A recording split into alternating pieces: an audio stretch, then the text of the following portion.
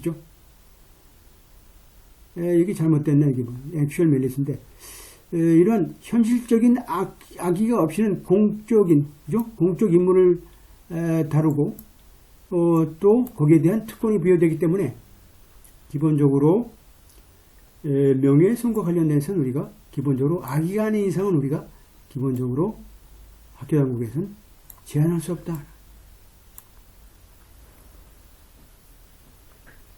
자, 이건 이제 여러분들이 아셔야 되는 게 뭐냐면, 일반 기사라는 게 다 이제 아티클이죠. 일반 기사라는 게 다 이제 표현의 자유에 이제 속하지만, 우리가 기사도 회사적인 기사는 기본적으로 옵스니티와 관련된 기사는 안 된다.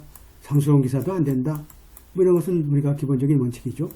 하지만 우리가 이게 명예훼손적인 내용이다라고 하는 것은 비판적인 측면에서 보는 거기 때문에 이걸 학교 당국에서 억제하는 것 자체는 1964년도 뉴욕 타임즈 서리번 사건에서 이미 표현 자유를 한 단계 업그레이드한 것이 미국이기 때문에 그것을 이제 위배된다. 예를 들어서 공무원 자체가 잘못됐고 비윤리적이고 비논리적이고 우리가 잘못 뽑았다라고 이제 제시하는 어떤 기사라는 것 자체는 우리가 볼 때는 헌법상의 손해배상에 해당되지 않는다. 비판에 해당되지 손해배상권이 아니라 not actionable 하죠. 또 그런 이유 때문에 우리가 그러한 표현의 자유를 우리가 억제할 수는 없다는 뜻이죠. 이 사건에서 보면, 하지만 이 사건에서의 보게 되면 이 사진의 그 여학생들 자체는 퍼블릭 피가 아니죠. 한마디로 공인이 아니죠. 공인이 아니다. 또 교장의 우려라는 것은 따라서 뭘까요?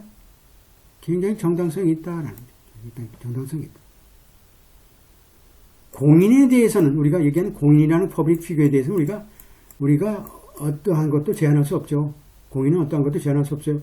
그것은 뭘까요? 기사가 쓸 때 액츄얼 멜리스 룰이라는 게 있지 않는 이상은 우리가 무제한적으로 우리가 기본적으로 공론장에 뛰어들 수 있는 거죠.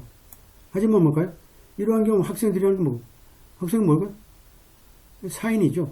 학생 사인이기 때문에 교장의 우려라는 것은 정당성이 있다. 또 이 사건에서의 그 검열이라는 것은 따라서 연방이나 주 헌법에 따라서 혹은 48조에 따라서 우리가 배제될 수 없다는 뜻이죠. 배제될 수 없다. 배제되는 게 아니다. 아주 심도 높고 재미있는 그런 판결이네요.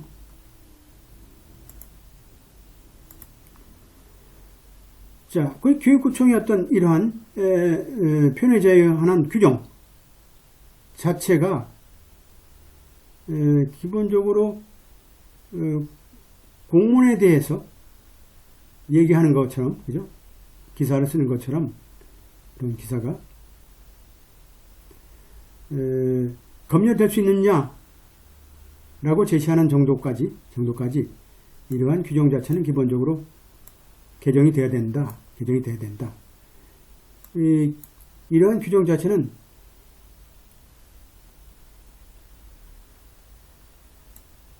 우선 한 기사를 우리가 삭제하려는 결정이죠. 어떤 기사를 삭제하려는 결정 자체가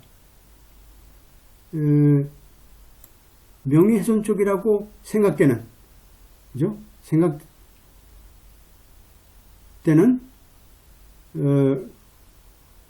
결정 자체가 어떤 경우죠? insofar as it is possible. 가능한 한, 한마디로 그 표현물 자체가 어떻게 돼요? 한마디로 offending이죠. offending material이죠. 좀 자극적이고 좀 불쾌한 그런 외설물이죠. 외설물까지 제한된다라는 것으로 라고 이제 개정돼야 될 필요가 있다. 왜냐하면 이 표현의 자유라는 게 기본적으로 굉장히 넓지만 광범위하지만 우리가 학교 당국에서 얘기하는 규정 자체가 너무 포괄적으로 되어 있기 때문에 학교 입장에서 뭘까요? 구체화되지 않게 되면 이 코드 자체가 학생들이 볼 때는 정확히 알 수 없겠죠. 그래서 우리가 이 규정 자체는 학교의 규정은 저보다 구체적으로 우리가 이 내용에 대해서 우리가 구체화될 필요가 있는 거죠. 그래서 그 정도까지 우리가 개정할 필요가 있는데 그건 뭘까요? 기본적으로 우리가 학교 당국의 말이 맞다는 얘기죠. 학교 당국의 말은 기본적으로 우리가 정당성이 있지만 이것이 이제 뭘까요? 계속 이런 문제가 계속 유발될 가능성이 있고 다툼이 있기 때문에 우리가 규정 자체를 학교 당국이라는 규정에서 우리가 그러한 표현의 자유를 보다 구체화시키게 되면 사실상 우리가 편집 과정에서 우리가 교장이 학교 당국이 우리 권한이 그대로 유지되는 것은 우리 당연한 거죠. 그런 것 자체가. 따라서 우리가 원심 법원의 저지먼트가 정당하다. 이건 이제 고등법원 입장까지만 적은 거죠. 적은 거고. 그래서 우리가 간단한 이건 내용이지만 한마디로 프랭클린 코라필 자체가 1995년도 케이스고 94년도에 바로 전년도에 이제 로페즈 사건이 있었는데 로페즈 사건은 기본적으로 학습권 때문에 교육 당국의 어떤 권한을 굉장히 폭넓게 인정한 케이스고 두 번째 이 립 케이스는 한마디로 학교 당국의 권한은 있지만 그 관련 규정 자체가 너무 포괄적이라 학생들이 알 수 있도록 좀 명확하게 개정해서 우리가 이러한 내용들은 우리가 면회 방지해야 되고 특히 여기서 이제 우리가 나오는 표현의 자유와 관련돼서 1964년도 뉴욕타임즈와 서리반 케이스와 관련해서 이 표현의 자유에 대해서는 우리가 어떤 불법적인 외설적인 내용들 같은 이런 불법적인 내용들만 아니라 그러면 특히 상대방을 비난하고 비판하고 악의적인 게 아니라 그러면 무제한적으로 우리가 표현의 공론장을 열어줘야 되고 또 단지 그것은 뭘까요? 공인이 한해서 해야 된다라는 것이죠. 공인이 한해야 된다. 따라서 우리가 이 사건은 뭘까요? 공인이 아니고 학생들이기 때문에 사생활도 보아야 되고 학교의 교육권 측면에서 볼 때 또 우리가 보호돼야 되고 또 사실상 우리가 한 발 더 나가서 학생들이 앞으로 이제 표현의 자유를 우리가 누릴 때 학교의 정확한 지침에 따라서 학교의 규정 자체가 개정돼야 된다라는 거죠.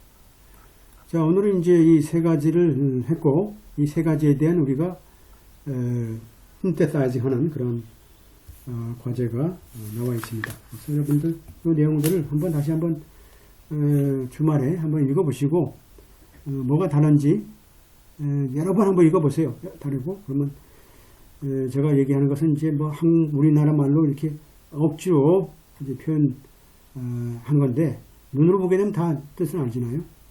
그래서 가능하면 제가 이제 우리나라 말로 이제 매끄럽게 하려고 하는데 이게 뭐 이 법 문장이라는 게 특히 이제 판례라는 게 우리나라 말로 이제 이렇게 정확하게 하는 게 이제 어느 정도 정확도가 있느냐 뭐 뜻은 다 알지만 우리가 여러분들의 정확하게 한다 그러면 뭐 사실은 이제 번역해서 줘야 되는데 번역하려고 그러면 또 시간도 오래 걸리고 다음 시간은 이제 마지막으로 커클리 케이스죠. 커클리 케이스가 이게 뭔가요? 컨트랙트 프라이스 이게 주로 컨트랙트와 관련된 문제인가요? 하나, 둘.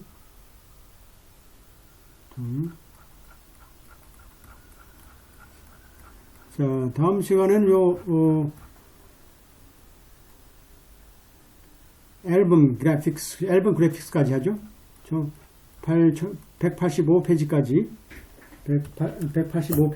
이제 하도록 하겠습니다. 그러니까 이제 어떻게 되죠? 이제 가서는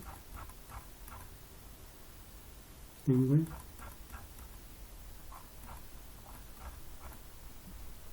180에서 185페이지까지 여러분들이 하고 뭐 사실상 종강이고 뭐 또 시험은 6월 5일 날 이제 여러분들이 준비를 해가지고 그 시간부터 이제 수업 되지 말고 여러분들이 준비하면서 기말고사를 한 6월 18일까지 여러분들이 만들어 가지고 제출하는 걸로 그렇게 하겠습니다. 혹시 이 오늘 수업 시간에 질문 분 계십니까?